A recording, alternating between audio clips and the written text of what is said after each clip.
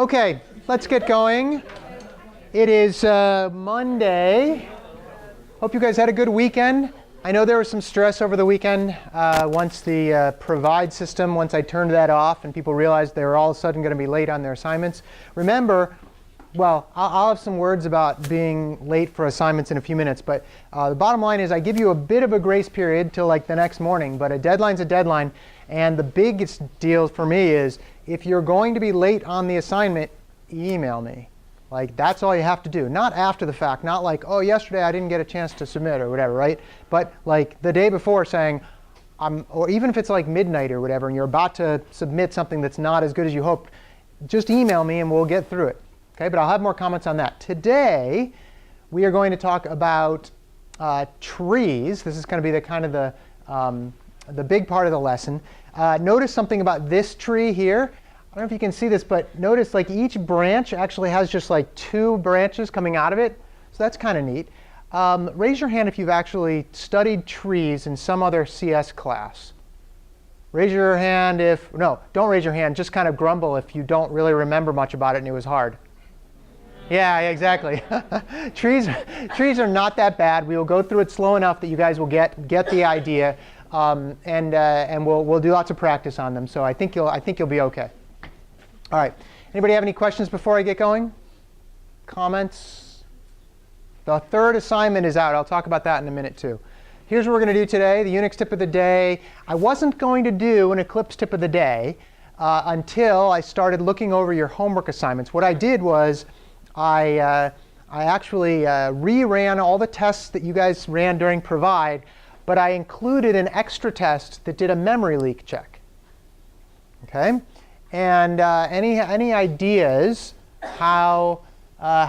what percentage of people failed some of the memory tests? 98%, 100% no, 110. Not no, 75%. Okay, so 75% of you guys failed at least one of the memory tests that I gave you, which means that you probably don't quite get linked lists and what it actually means for at least deleting nodes. That was probably the biggest thing, is like, when do you actually have to delete a node? And we'll talk about that. Okay, we'll talk about that. And I wanted to show you, one thing I didn't explicitly tell you how to do is to run this program called Valgrind, which actually allows you to, it shows you where your memory leaks are, and you could run it for all your tests if you wanted to. So you write a test, you could run your program, see if the output's right, and then run Valgrind and see if there's any memory leaks, and then fix them. Okay, and in Eclipse, it's really easy to do. It's also easy to do on the command line, but altogether, it's pretty straightforward. But I wanted to show you that. Have some comments on late work, and then we'll talk about trees. Okay. First things first, Unix tip of the day. So I think every one of you at this point has used the cp command to copy files on the server, right? You copy files from the lab directory or the homework directory to your folder and whatever. If, on the other hand, you want to copy files from the homework server to your own laptop or desktop, or the other way around, there's an analogous program called SCP, which actually also works as CP. You could use them interchangeably for local files. But SCP, which stands for Secure Copy, actually allows you to copy files across servers from like to your laptop. I'll show you how to use that. Or you can just use an SFTP program, like the one I happen to like is CyberDuck. There's some others. FileZilla is one a lot of people use.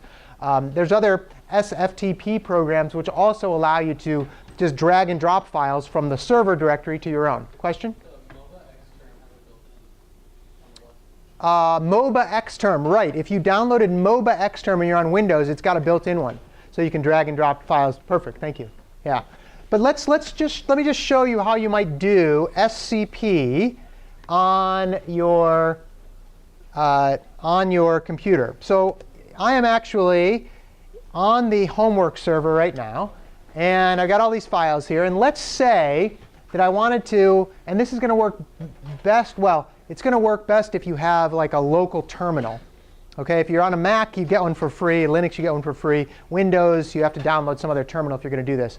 But anyway, let's say I want to copy readme.txt.bak to my local, to like my laptop, I could get out of the homework server, and I'm back on my laptop in the terminal now, right? And I would type scp, and the first thing in the copy command is the file you're trying to copy, right? So I would type scp, and I need to tell it where.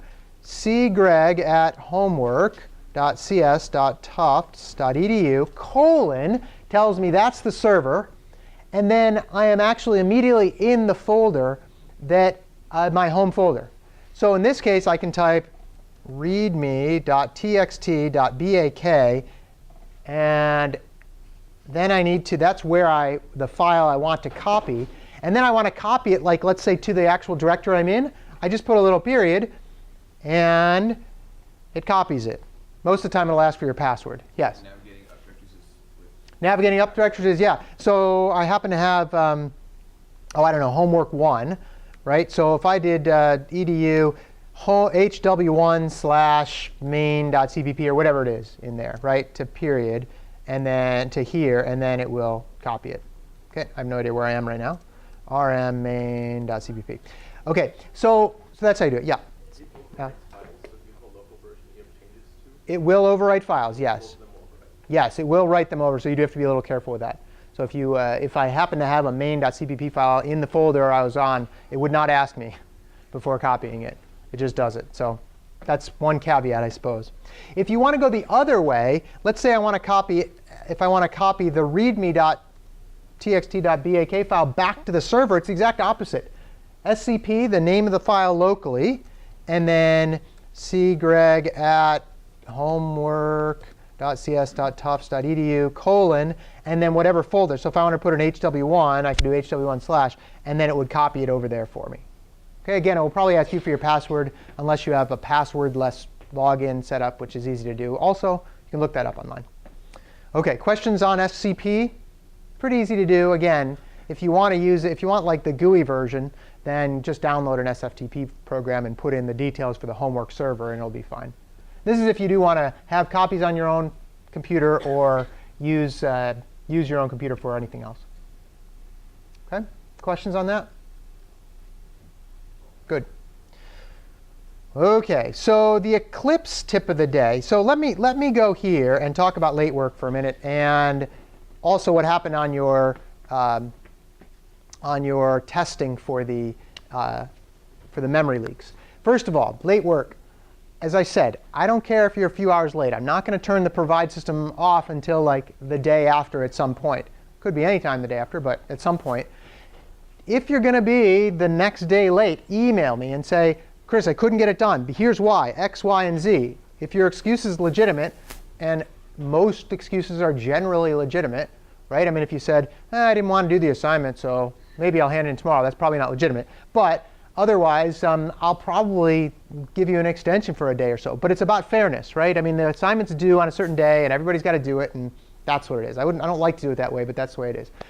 If I don't hear from you, and in fact, I haven't heard from some people yet who have submitted to the late, they figured out how to submit to the late provide. It wasn't hard, but they figured it out. But I still haven't heard from them. And if I haven't heard from them, I'll just give them a 0, right? They don't have any excuse for being like that late. If they email me, then they'll be fine. But I figure I'll hear from them next week when they get their grades, and it's a 0. Anyway, and by the way, there aren't any TAs Friday nights. A few people said, oh my gosh, I was in the lab late Friday night and there were no TAs. Well, we don't schedule TAs for Friday nights because, well, it's Friday night and they don't want to be there. But also, I make it due on Friday night so that you get the time to do it. But also, if you're not going to spend the time like during the week before to get things done, I don't have that much sympathy for not having TA help, right? Yes? Is next day like sunrise? I knew we'd get into these things. On Saturday, I happen to get around to it about 10 o'clock, 10:30. I mean, I'd rather you plan ahead. I mean, really. And again, if you're going to sleep Friday night, that's the time to email me and say, hey, Chris, something went wrong. I couldn't debug X, Y, and Z. And look, I am the first person to admit that debugging is hard and programming is hard. And sometimes you go down a path and you get to a bug, and it takes a while to fix, right? I mean, I've literally taken like days to fix one particular crazy bug, right? Max, I'm sure you've had bugs that have driven you crazy, right? Other people, you've had bugs that have driven you crazy. So I understand that, right? But again, it's not, it should be, you get to those bugs on like Thursday or Wednesday and start to debug them, instead of Friday afternoon. That's just my opinion. Now, that said, homework 3 is out now. We talked a little bit about it the other day. It's about this pretend ISIS course. And there were some questions on Piazza about this enum enrollment. I think it's enrollment, the enum enrollment. Go on Piazza, look at that. I'd be happy to discuss it, how it works more. But generally, you can just consider it a regular old type as any other type, okay, for what it's worth. Anybody have any questions? If you've looked at assignment 3 yet, do you have any questions yet? Okay, I think it's relatively straightforward, but this is one of those assignments that's a little bigger than the other ones, and the corner cases for your understanding of the problem may be, like, we might need to explain a little bit more. Like, you might go, hey, what do I do in this case? Put it on Piazza. Okay? All right. Now, back to homework 2 for a minute. As I said, so when we ran Valgrind, 75% of you guys had some memory leaks. Now, what does that actually mean for a linked list? What does it mean to have a memory leak for a linked list? Let's go with, who puts green chalk down on a green board? Actually, it's not too bad. It doesn't look too bad. If I have a linked list, right? If I have a linked list like this, A, B, and C, and I want to, that goes to no, right? And I want to delete or to remove B, okay? Somehow I have to walk down the list, right? Head is here. I'm assuming you guys have figured out how to walk down the list now. If we're removing B, which other node do we have to know about? A. So this might be your previous, right? And this might be your current, if you were doing it similar to the way we did it in class. Right? And I want to remove B. What are my steps when I get to this stage to remove B? Yes?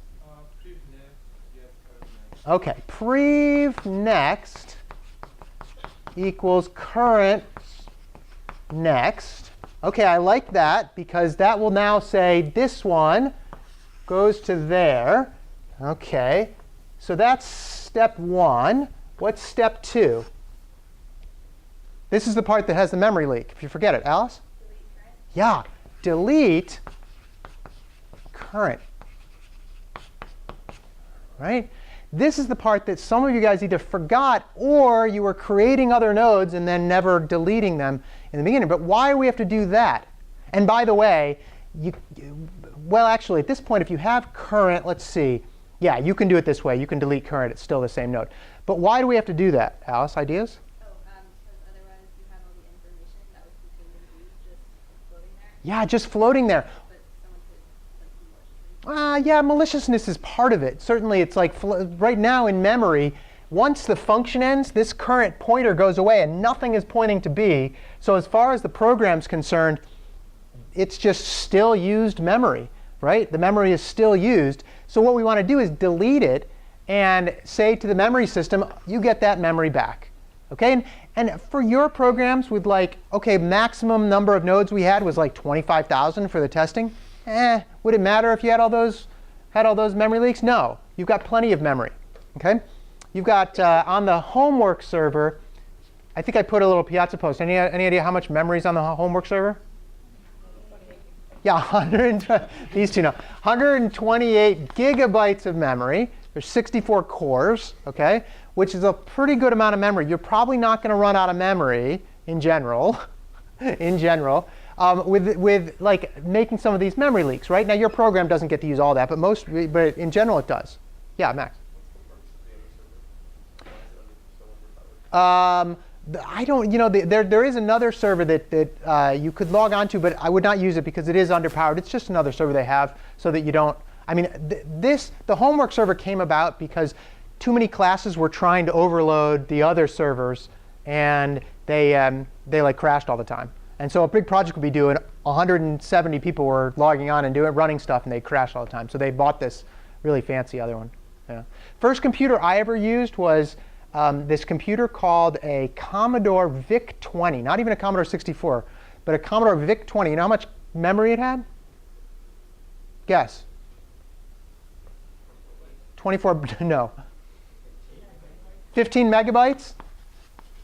Okay, anybody else? We said 24 bytes, that's not quite. 64 kilobytes, that's a good guess. Yeah, this one actually had 4 kilobytes of memory. I was able to use 2 kilobytes of it. That was all I was allowed. That's 2,000 characters for my program and all the data. Not very much, right? Not very much. I tried to write a little, ever seen that game, Simon, where it has the lights that light up, right? And you get like the lights up, and then you have to hit the in the same order. Ever seen that game? I tried to program that on this. I don't know what I was probably just going to push the keyboard, but tried to program it. Immediately ran out of memory. Although you probably could do it. I'm sure you could, but immediately ran out of memory. Anyway, point is, back in the day, certainly you had to do this. These days, it's probably not going to be the end of the world, but you still don't want to leak memory because then your program is not really playing well. Yes? In the example you did, do we have to set current to null, or is it set at null now? You don't actually have to set it to null. In fact, when you do that, it remains pointing at the empty space, basically. It remains pointing there. But the thing is, you're not going to use it again. Once this is done, this should be probably the last thing that happens before you do a return. Yeah, good question. OK, so if this was the issue here, when do we know we have to delete things? There's one thing that will always tell you that you are going to eventually have to delete it. What is that? Yeah, the new keyword. If you ever find yourself saying, what was it? Card node star cn equals new card node, right? That new says whatever you just created eventually has to get deleted by you, whether it's at the end of the program in the destructor, or when you're replacing one, or rather, when you're removing one. So at some point, you need to be able to delete it. OK? Otherwise, it will have this memory leak. OK? That's when you use it. Now, what other options do we have? Let's say you wanted to create a card node pointer, right? Card node pointer that you're going to use, like current, right? I deleted. Do I ever delete prev? Like in this sense? If I type delete prev, some people think that that means delete the previous pointer, right? Like that entity? No, it's go to prev. What's it pointing at? Delete that. There's a big difference there, right? We can still use prev if we wanted to, like the pointer prev, but you can't do it there. But if you did something like this, did you have a question? Yeah. What's up? So say you wanted to, say you set another pointer equal to current, and then you deleted what was in the other pointer. Yes, before you deleted current? Yes. Yeah, that's cool. You could do that. Would you still need to delete current? No. Okay. No, current is here's how we created current. Remember this, we did something like this. Card node star current semicolon. Or card node star current equals head. That's saying I'm not using the new keyword. So and there's no like new node being created. But if I said equals head, that's saying whatever head was pointing at, now current points there. I could have another variable that also points there. And whenever I say delete, it says go to there and delete what's at that point, not the variable. Like deleting the variable doesn't actually make sense. Yeah? Didn't the way you wrote the equals, didn't you overload equals in these programs so that it would create a copy of that? No, not for card node. No, for a whole linked list I did. Or rather a whole list linked list. Okay. If you were, and we didn't actually test that as it turns out, but if you had wanted to say create a hand and then copy that to a new hand, then it would do all the copying for you. Yeah, and that would do it. But now, what somebody in the other class asked this morning, they said, hey, if I delete current, doesn't it go and delete this one too because the next pointer points at it? As it turns out, it doesn't. All it does is deletes this node, and even though a node in it has some, well, in this case, has a card, right? A card in it, and then it has a what else does it have in it? It has a next pointer, right? All it does is it deletes the card and it deletes the next pointer, not the it takes care of the next pointer. It doesn't follow the next pointer and delete that. So you don't have to worry about that. Okay? What it does here, did you guys write the destructor for card? No, I did, right? So I'm the one who has to take care of this. You guys don't ever create, well, in general, you're not creating new cards, although that's probably where some of your memory leaks came from. A lot of times you'll just do this. Card C. That, did you use new there? No. Do we need to delete that? No. The compiler takes care of that at the end of the function.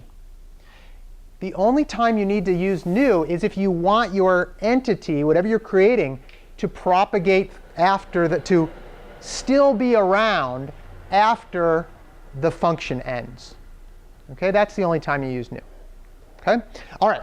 So any other questions on this stuff? It's tricky, but it's something that you should probably start to understand. And by the way, I won't take off lots of points for memory leaks, but probably some, not many though. Okay, any questions on that? Okay, here's what I'm going to do. I'm going to show you a little bit of how to run the Valgrind, which will do the memory leaks, in Eclipse and then from the command line. It's actually very simple, and it gives you lots of cool information. Okay? In Eclipse, I didn't even know that it did this until this morning when I was looking it up. Here's what I did. I have a project called Valgrind Broken. It's just a project that tests actually the 7th test from the provide. And the 7th test from provide was, let me see if I can open it up here. It was main 7, and it was, there it is, test the remove method. Okay? And what I did was I actually broke it. I took out whatever delete I had. I commented it out so that it would break so that I could show this to you. Okay? So it tests the remove method. And when you run this, if you just straight up run this, okay, what it will do, let's see, did I run it? Run. It should be launching. There it goes. When I run it, this is the output, and this is the appropriate output, and it just terminates, and it doesn't tell you anything. Right? So running it doesn't tell you about these leaks. Okay? Part of the reason is because when your program ends, it recaptures all the memory to begin with. But during the program, you want to make sure that it doesn't have to wait till the end to get rid of them. So what you can do is, this is kind of neat. You can go to the project. If you click right on the project name and then control click on it, which is a little tricky to do on a Mac, but you can do it in the lab very easily.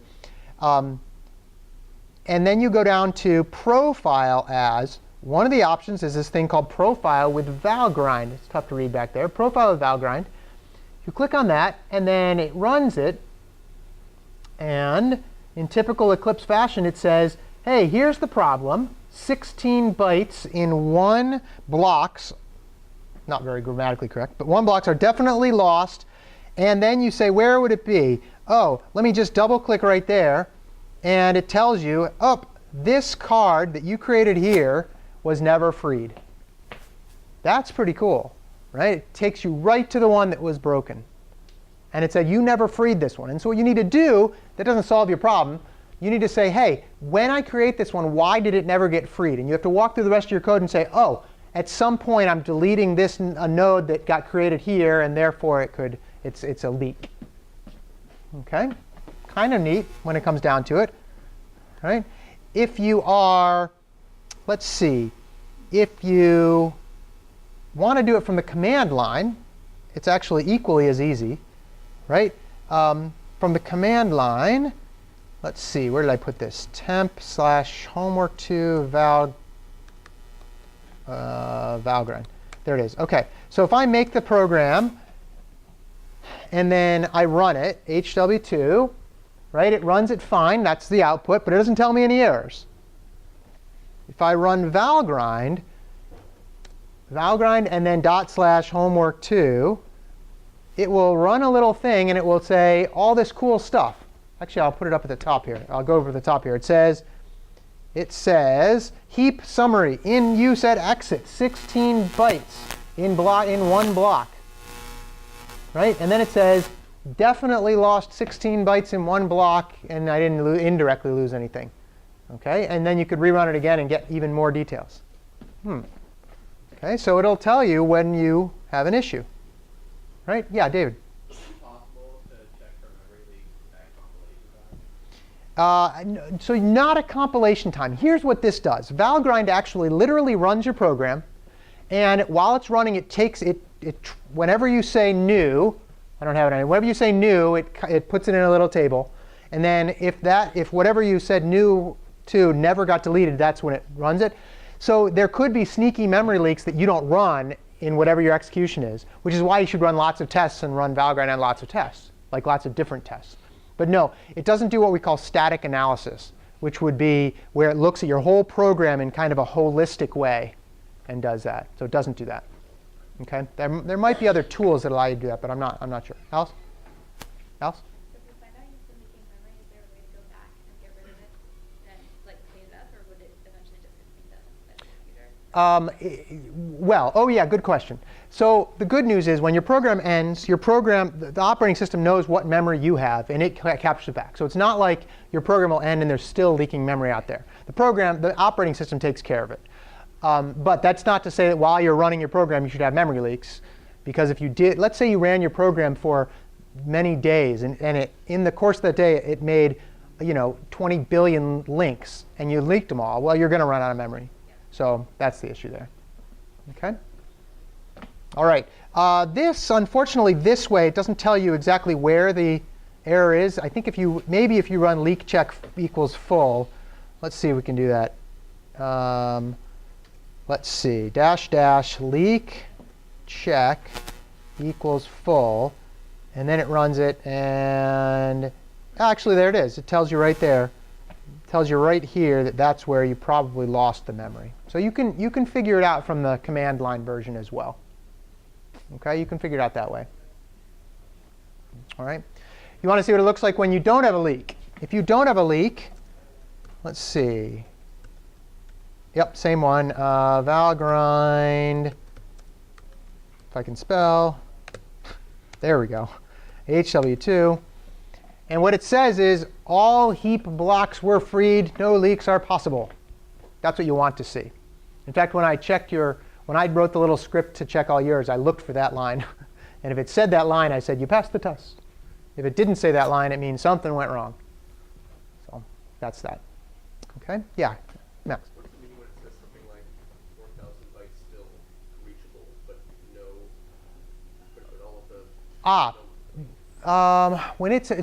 So probably means your destructor is probably not working correctly. So what it means is, so you've got a linked list, boom, boom, boom, boom, boom, and if you wanted to, you've got a way to delete it, but you just didn't do it. That's probably what it means. In other words, at the end of the program, your program has the ability to reach that memory, but you didn't take care of it because you're mean or something. I don't know, whatever. You didn't do it. That makes sense? Maybe I'm pretty sure that's what it is. I'm not 100%, but I'm pretty sure that's what it is. Even though it's not leaking, there's no memory still being used? Heap memory? Well, in that case, there probably would be heap. Did it say it here? No. No, not on this one. No. Like 0 bytes. Oh, yeah, I'm not sure. I'm not exactly sure. That's probably for the man page, the Valgrind man page, or Valgrind forums or whatever, if there are such. Yeah. OK, other questions on memory leaking? And why and how we actually need to do it. If you use a new, keep in mind that at some point you've got to delete it. Okay? I'll be checking that in all of your projects from now on about whether or not you're leaking memory. So you should be doing some of those tests too. Okay? It's tricky. I mean, it is definitely not a novice topic. Okay? Which is probably why I didn't care about it in Comp 11. But we're not novices anymore. Okay? All right. Let's move on to trees. OK, so let me, well, first of all, let's talk a little bit about trees in general, or data in general. When you have large amounts of data, so far we've only learned we've learned like 4 different ways of handling data. Right? We've learned about 2 data structures. We've learned about a dynamic array, and we've learned about linked lists, right? Actual data structures like down in the weeds, sort of what's going on in the weeds. We've learned about 2 abstract data types, stack and the queue, right? And those were like, you could implement them however you want under the covers, but they've got certain functions. A tree is actually another abstract data type. Like in other words, you can do it in a couple different ways, but it's kind of a hybrid in the sense that what we will actually see is a link-based node system, which you can also do in a different way. But it basically is it's a way of storing your data in a different form than just the dynamic array or the linked list. Okay?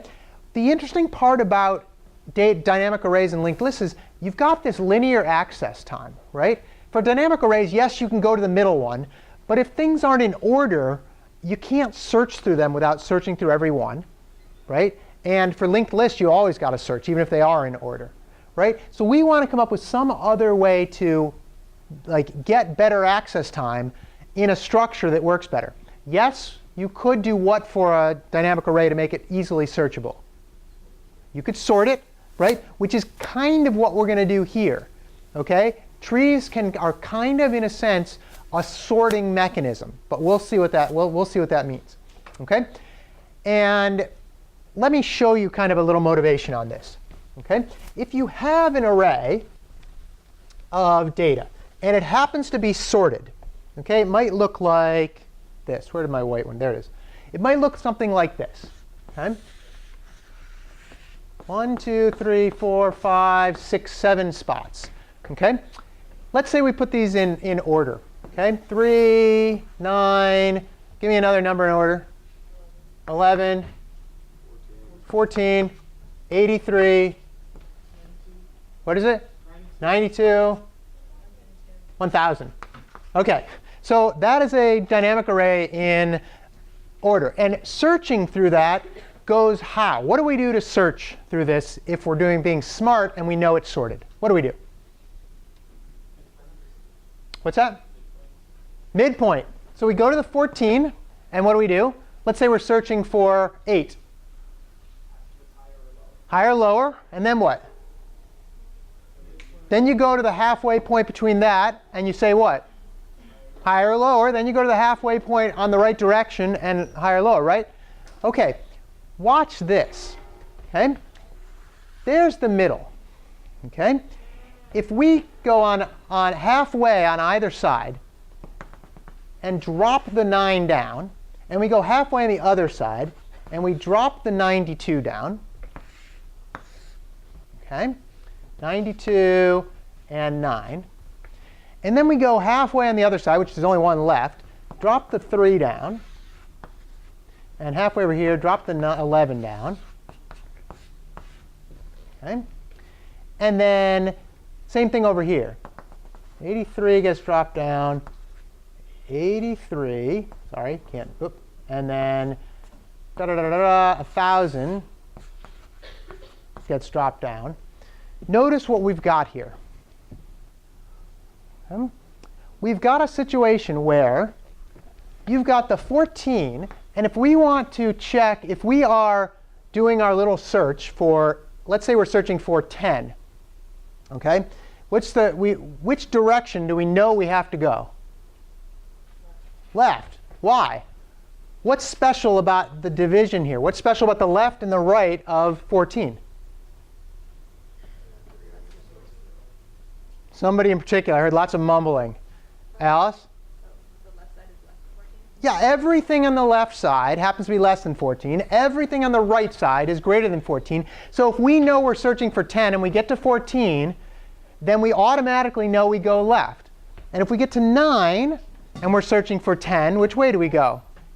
To the right, because everything on the right of 9 is bigger than 9, and everything on the left of 9 is smaller than 9, OK? So it actually works out well that this structure, which we call a tree, OK? And if I take away the other numbers here, OK, notice that it looks a little bit like that biological tree in the sense that it's upside down, right? If this is what we call the root, right? And this was like an upside down tree that we saw like way back here. See? It's kind of like that, right? Except upside down, right? If this is upside down, all those guys at the top, all these things at the bottom, what do you think those are called? They're called leaves, because that's the root and those are the leaves at the bottom. And that's how we actually end up doing this. Now, this is a very special kind of tree. This is called a binary tree. Binary because there's only two different directions. We will spend most of our time, in fact, you will spend most of your time ever thinking about trees on binary trees. But before we do that, I want to talk about another kind of tree called an n-ary tree, meaning n being any number of nodes off of any one of these nodes. It's a little bit more advanced, but I thought it'd be interesting to start with that and see how that actually pans out. Okay? What we're going to do with that is we're going to look at how trees can actually implement a file system. Turns out you guys have used trees all your life and not even known it. When you do, or at least since Comp 11, when you look at the file structure on your disk, it is a tree type file structure. Okay, you've got a node, basically, which is a directory. And in the directory, you've got a whole bunch of files. Some of those files can also be directories, which you can have individual files under those. And it's just this node structure, okay, this tree kind of structure. We're also going to see how trees can evaluate arithmetic expressions. Remember I talked about prefix notation and postfix notation, and we did the whole like pushing onto the stack and doing the calculations. Trees, you can model that data with trees just as well. Okay? And then we'll look at some searching things, and I don't think we'll get to this today, but we can also eventually we'll revisit the idea of a set using a tree. Okay? All right. Let's go to a definition here. What is a tree in computer science? Well, a tree is this collection of nodes, and you already know what nodes are because we do those in linked lists, right? Which can be empty. So you could have a tree that is empty, meaning it's just no nodes, and there's the root, which is the first one, points to null. Okay? You've got a root node R. So in this tree, this would be the root R. Okay? And 0 or more non-empty subtrees. Now, that is inherently what kind of definition? There we go. It's a recursive definition, right? Why is it recursive? Because it talks about non-empty subtrees, T1, T2 through Tk, whose roots are connected by a directed edge from R, or from the root. So this is an edge.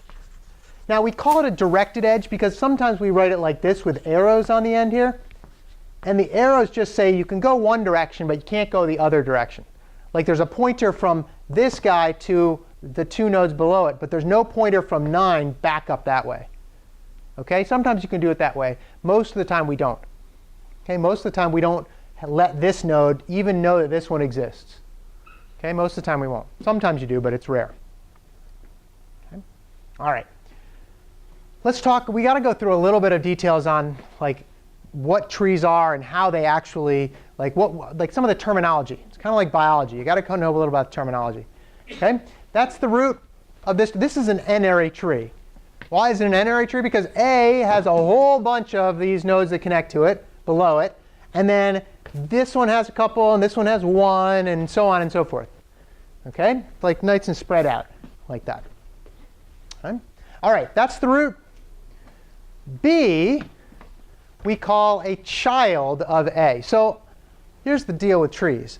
They go through that. They kind of have a mixed terminology. You know how some like words are like have Latin derivations and some have Greek derivations? Trees are like they couldn't decide on what kind of like analogy they wanted to use. They used a biological tree in some sense, and then all of a sudden they went to this like family tree idea, right? So you've got B is a child of A, which makes what A and what's A's relation to B? Yeah, A is B's parent, right? So we've got B is a child of A, okay? And you've got F over here is a child of A, but F is also a parent of K, L, and M. Okay, parents and children. Now, you can go down this road a long, long way, right, if you want to, right? You can go down this. I think I might have it on some of the other ones here. But if you're talking about B being a child of A, C is also what? A child of A. So what does that make B and C? Siblings, right? So you can do that. OK, let's see. H is a child of D, and I is a child of E. But these two are siblings. What does that make these two? Cousins. Like cousins. You could do that, right? You can go down the road. If you find yourself ever talking about like cousins or like second cousins 3 times removed or whatever, forget it. like you've misthought of the problem. Like remember, it's like doing the next thing on the linked list. You just don't want to go down that route, right? You could also, there's also some that I've seen before, like I's relationship to A, grandchild, right? Grandparent, right? You could do that. Great grandparent. I mean, you could go down those routes, right? If you want to. Turns out that trees actually are not a very good representation of a family tree, right? First of all, this is all like a single parent family, right? Because first of all, there's no like double parents in this case, right? But it's also, you know, in real life, weird things happen with families, right? I mean, cousins could get married, and then all of a sudden you have links this way, and it's a lot harder to. Trust me, it happens. It's a lot harder to go and like do that. When you start connecting like different nodes that are not direct descendants, that's another one. Direct descendants, you start getting into what's called graph theory, which we will talk about at the end of the year, not tree theory. Okay, Ethan, you had a comment or question? No, never mind. That's okay. Okay. All right. So that's the kind of the family tree thing there. Notice something about a tree. If there are n nodes, there are always n minus 1 edges. Okay. Why are there n minus 1 edges? No edge to the first one, because the root's the only one that doesn't have a parent. Okay. Everybody else has one parent, and that's the way it goes. So there's always one less edge than there are nodes. Okay. Again, if you start getting more nodes, no more edges, you're into graph territory, not tree territory. Okay. All right. I already mentioned this. Nodes with no children are called leaves. Okay. Leaves are the ones all the way at the bottom, right? If n was not there, G would be a leaf. But then you put n on there, and now G is no longer a leaf, even though it's got only one child, right? N is now the leaf. Okay. Already talked about siblings. I tried to put the different colors on here for siblings. Siblings are always on the same level, right? Although you can have different siblings, like non-siblings, on the same level. Okay. N, only child. Okay. So is O and P and H and no, not O and P. Sorry, H. Anybody have? So who's the oldest child in their family? Okay, a bunch of you guys. Who's like a middle or younger? Okay, any only children? You kind of get both in this case. If you are only children are like the special example of this phenomenon I'm about to talk about. If you're those of you who are younger children, think about your growing up and think about going home and think about how many photographs there are of you versus your oldest sibling. And you'll think about it. And if you go back home like at Thanksgiving or Christmas or whatever, you'll go and look through the photo albums. Or I guess nobody has photo albums anymore. But go through and look at the photo albums, and there's like 50 times more photos of the first child. Right? By the time you get to the second child, it's you're like too tired to take pictures, I guess, and you've done it up. But anyway, I was the oldest child, so I got lots of pictures. And only children get everything. But what's that? Yeah, victory. Yeah. Okay. So anyway, that's how siblings work. All right. We can define what we call a path from a parent to its children. Okay. The path is the way you get from the parent to the child. You can't go back up a tree. Okay. In our case, we're just going to go down the tree. Okay. And the path is just the path length is how many jumps it takes to get to that person. How many edges you have to go past. So from A to O has a length of 3. 1, 2, 3. Even though there's 4 nodes, the length from A to O is 3. Okay. All right. It's just the number of edges. Okay.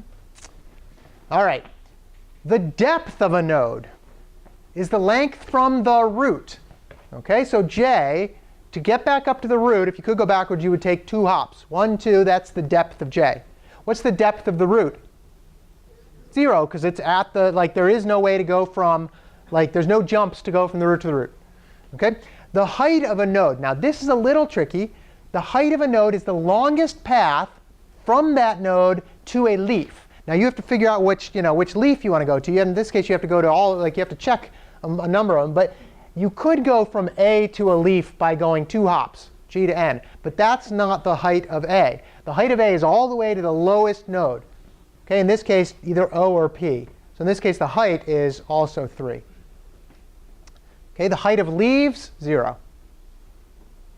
Okay. Makes sense? Even though P is way down here, what's the height of F? 1, because to get to the leaf, you only have to go 1 hop. You can't go up and back down, and you can't like jump down and that sort of thing. It's just the number of hops to get to a leaf in the maximum one. Okay, longest path. Questions on that? Okay. All right. The height of a tree in general, okay, is the height of the root, because obviously you can go from, like, that's how the tallest part about this. Now, why do I care about all these height things? Like, why do I actually care about the height of the tree? I care about the height of the tree because when we're doing some asymptotic analysis, you might want to know, hey, is this a really long tree that goes all the way down? Even though, like, you might only have one, you might only have like, you might have 20 nodes up at the 20 children of A, but then all of a sudden one child has like a child has a child has a child has a child has a child, and then it's a different picture. Okay? So we might want to think about that. So that's why we care about like the height of the tree. Okay? All right. I already said this. Well, I mentioned descendants. Nodes have ancestors and descendants, right? P is what compared to A? A descendant, right? It came after A. A is at the root. It comes after A, right? K is also a descendant of F. Is K a descendant of E? No. They don't. As long as if you can't get to it by going straight back up, you're not going to be a descendant or an ancestor going the other way, right? So like F and P are not related in that sense at all. F and K, of course, are like that. Okay. All right. We're almost done with the terminology. Actually, I guess we are. So how do we actually implement this? Okay, we could have a node that just says link to all my children. Okay, the only problem with that, well, I guess there's two problems with that. If we have link to all my children, and we're talking about a node like the A branches off like this, it's a little tough to actually do this. If you have data in here, and then you have some, like you can't like make a class that has, child 1, child 2, ... and like put the ... like that doesn't actually work, right? If you don't know the number of children beforehand, you can't do this. What could you do to these children here? Yeah. You could make an array. Sure, you could have like my child array. And in fact, later we'll talk about a data structure called a trie, T-R-I-E, unfortunately. It looks like tree as well. But so yeah, and when we'll actually do that. The problem with this is that you've now added a whole other data structure, right? And I mean, it's kind of like you want to limit the number of data structures here we're talking about, right? You could do that, and you could certainly do that. But there's an issue with that, right? Did you have a question? No. OK. One solution is the following. And this is a weird one. OK? This is not the normal one you'd see. But I wanted to show it to you because it's actually kind of beautiful and kind of interesting in an asymmetric sense. A's children are still E, F, and G. OK? E's children are I and J. F's children are K, L, and M. I've switched the diagram around a little. But this actually lends itself to a very interesting structure. Okay? You have an element, and you have two nodes in that two node pointers in that element. One is called the first child. That's like the oldest child, right? In fact, this time it's the child on the left in terms of the diagram, right? And then you also have next siblings, and that's your own next sibling. Okay? So in this case, let's look at E. Okay? E's first child would be who? I. And E's next sibling would be F. F's next child? K. F's next sibling? G. G's next child? And G's next sibling? No. Good. So you see how this actually models this tree pretty well. It's an interesting one because it's weirdly asymmetric. but it actually looks like it. Now, you might say, hey, look, aren't you just really creating a linked list here? Yeah, sure, you kind of are, right? But it's a linked list that's got other things in it. But we don't actually have to create any other data structures in this sense. Like there's no other, like, it's not a linked list in the sense of, oh, we got to have another linked list here. It's just a couple fields like this. Okay? So that's actually kind of cool. If you want to do it, if you want to do this, you can actually do it. It's pretty cool. Not a particularly widely used thing. But what it does model, interestingly, is a file system. I've redrawn this with some, if you're a parent, you are a directory. Okay? So in this case, anything that's starred is a directory. If you are if you are a leaf, you are a file. Okay? And so in this case, you can say, and I know that you can make a directory that's empty, but in this case, we're not going to worry about that. Okay? In this case, we've got A, a directory, E is a directory, F's a directory also, and G's so all of A's children are directories. And then you can see the other things there. What's cool about this is we can build a recursive program to actually find the directory sizes. Well, and actually list the files. Okay? This is online. I will only show you a small snippet of code. Okay? It hopefully won't make your eyes bleed. But I will show you a small snippet of code. And it will show you how you can list the files recursively. The whole program here that lists the files and finds the sizes is on the website. So you can download it from there. Okay? But let's look at the code here. And this is, it looks like it's going to make your eyes bleed. It's not that bad. Here's what we're doing here. Okay? We are saying, what do you have to do for a recursive case? What's the first thing you do for a recursive solution? Find the base case. This is what we've done. We've got the base case. If the node is null, what we're doing is listing all. If the node is null, we're just going to return. And then you print the node. In this case, it would be like printing A or A star or whatever, right? And then if the node is a directory, we then list all of the, well, we go and start by listing the node's first child. Aha. And by the way, the depth is so that you can print like tabs sideways to like make it look pretty. Okay, so you need to know what depth it's at. And isn't the first child going to be at a depth one more than the parent? Sure. Okay, so you're going to, if it's a directories node, you list all the first children at the next depth. Okay, when you get done listing all the children, or well, I guess when you get done, when that returns, okay, then you go to the first child's next sibling and list those. Okay, so you go down here, and A goes, and then E goes, and it prints, and then I doesn't have any children, so it goes and does its first sibling. So then this one would go and print this one, etc. Okay, it actually works. If you go and you run it, it actually works. Okay, let's just go through a couple, because I know it's getting a little warm in here. Okay, let's just do a couple. Let's say start at A. Okay, is the node null? No. Print node. So we print A. Okay, we print A. And then it says, if it's a directory, it is, list all first child. So it's going to go and do E, right? E starts over. It's list all. So it says, okay, it's not null. So it prints it, right? E, right? And in fact, it's a depth 1, so what it's going to do is it's actually going to be clever about this, and it's going to print like a tab in there. So it's going to print it nicely. I'll show you the output in a second. Okay, and then it's going to print the. That's going to be up here printing the node. Then it's going to be a directory, so it's going to go and do I, right? And so it's going to do I like that, and then I. Okay, I is not null, but then prints I. And then it's not a directory, so we return. Where do we return to? E. This is how you go backwards in a tree. You do a recursive sort of idea, and then when you are returning from the function, you kind of bounce back up to the other function. What was the last thing E did? Listed its children. So what's the next thing it's going to do? List the first sibling of its child, right? And that's this one. Okay, and then this one is going to then come to J, and so on.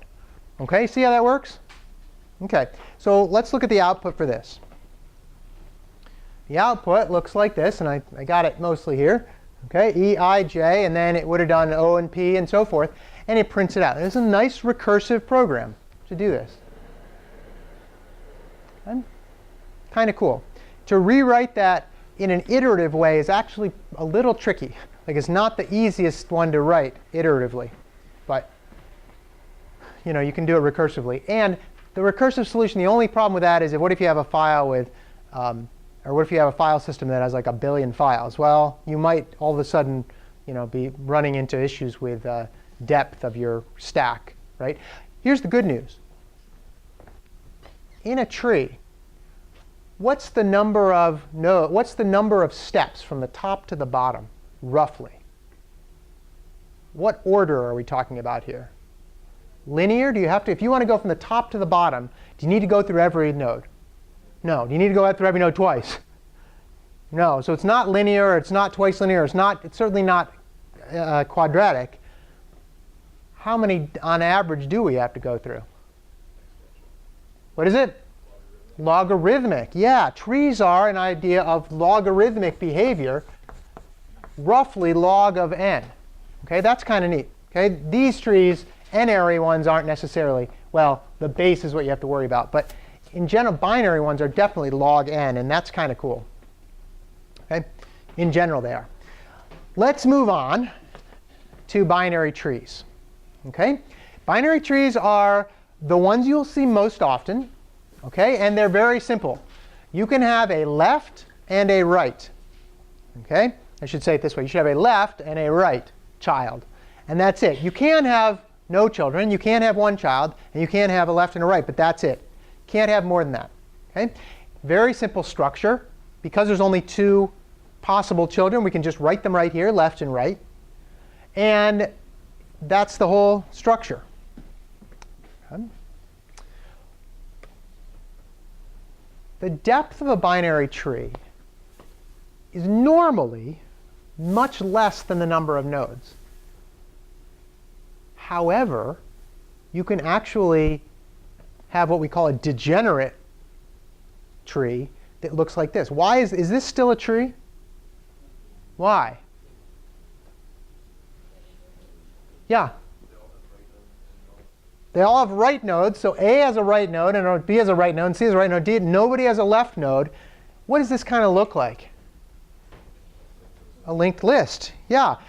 Trees can degenerate, but binary trees can pretty easily degenerate into list form, and that's bad news, right? What we want to do in general is keep it relatively what we call balanced, so that most of the time the left nodes and the right nodes for each level are about the same.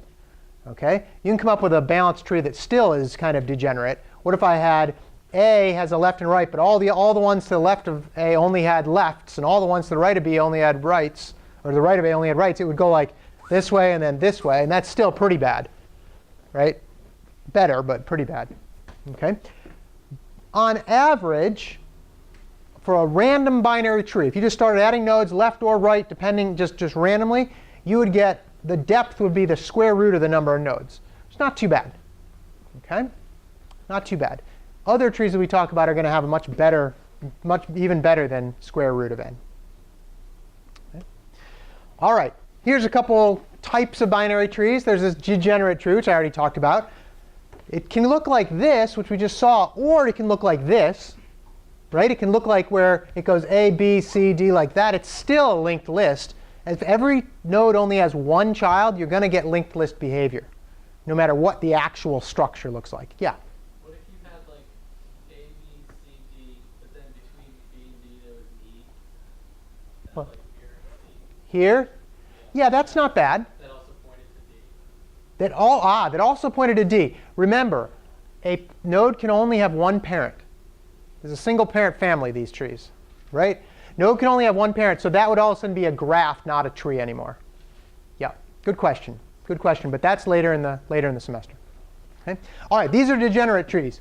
We have also got a thing called a full binary tree. A full binary tree, okay, is where every node that has any leaves or that has any children has 2. In other words, if you're a leaf, you're not allowed to have one child, well, you wouldn't anyway, but if you were, you can't have single children. You have to have 2 children. Okay? Full binary tree. Okay? Unfortunately, the next definition seems similar to this, and I always get them confused. There's one called a complete binary tree, unfortunately, which is the following. It says, for every level, except maybe the last level, they are all completely filled. Okay? And all the ones on the last level are filled from the left until you get to the end. Okay? There's a very good reason for this, and it will come up later when we talk about things like heaps and other types of tree-like structures. But what's nice is if you're always filling to the left and then only fill to the right when you can't fill left anymore for your particular node, right? You've already filled left. Fill left, right, left, right, left, right. Fill the left here. Okay? A can still fill to the right. Fill here. B can fill to the left. B can fill to the right. But now nobody else over here can fill, so then C gets to fill to the left. C would fill to the right. If I put a node here, what's the next one I'm going to fill? After D goes left, right, left, right, left, right, left, right, etc. Okay, that's how we fill it up. It actually makes for a much better, if you're doing a tree, and we will see trees actually built with dynamic arrays. If you're doing it, this is a pretty nice way to go, because then you know the maximum size of your nodes, okay, as it turns out. That's called a complete binary tree, okay, versus the full binary tree. Now, you can have a full binary tree that's also a complete binary tree. You can also have a full binary tree that's not a complete binary tree. And you can have a complete binary tree that's not a full binary tree. Right? They are independent in that sense. But they can be both. Okay? All right. Take a look at this diagram. This is probably different than what you've seen before. Right? What is this modeling here?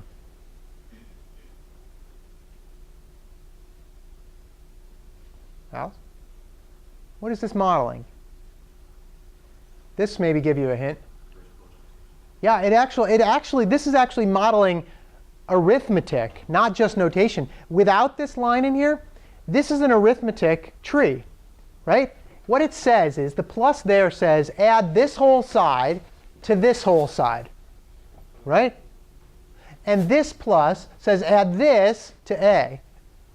And this one says just add D or multiply D and E. See how that works? This works great for binary like operands, okay, which most are.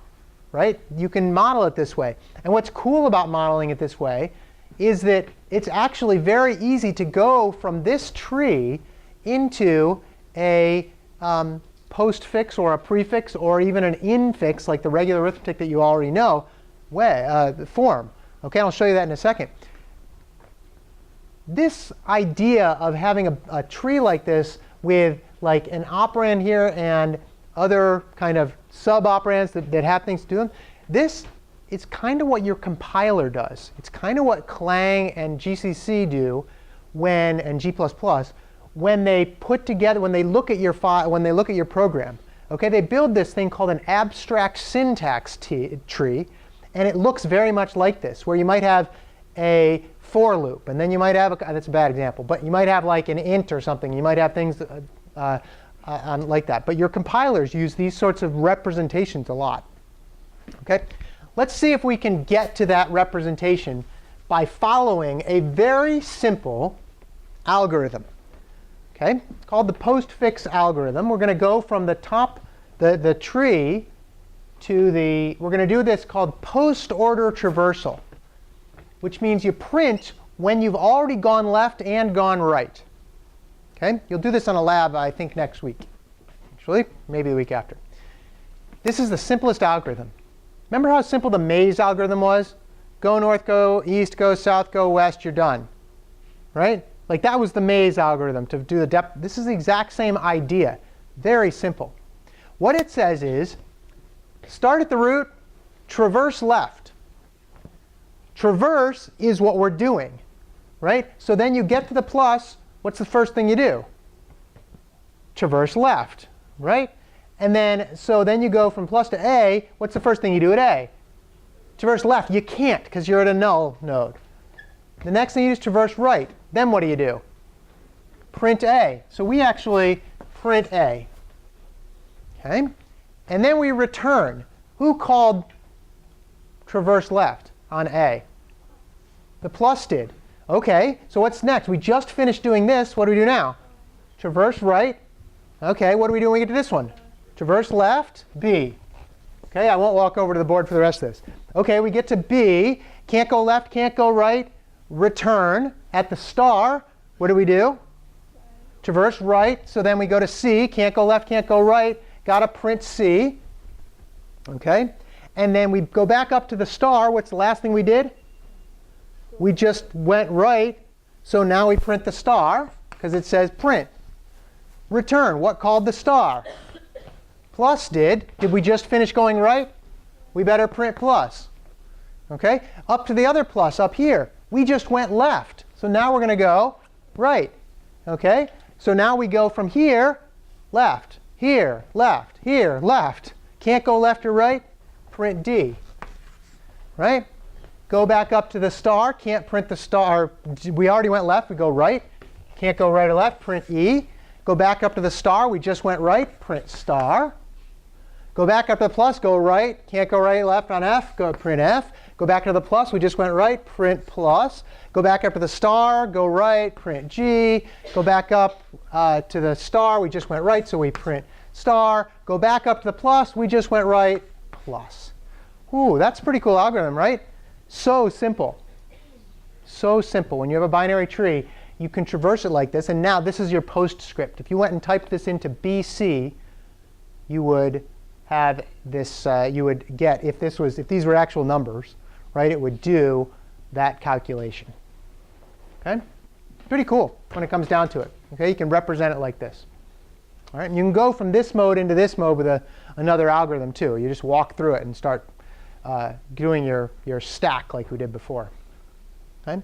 And you can push it on, and you can end up creating the tree that way. All right, questions on traversing a tree in post-order format? Whew. OK. All right. So, oh good, we ended a couple minutes early again today. I need to do more material, right? Hammer you guys with more material. It's a lot of stuff. Are there questions on trees in general? Nobody has any questions on trees? OK. We will be doing lots more on binary trees. OK. When we get to this other topic on tries in a few weeks, that'll be like more of the n-ary kind of things. But we will see lots and lots of trees. OK. All right. I'll talk to you guys or see you guys in lab or on Wednesday.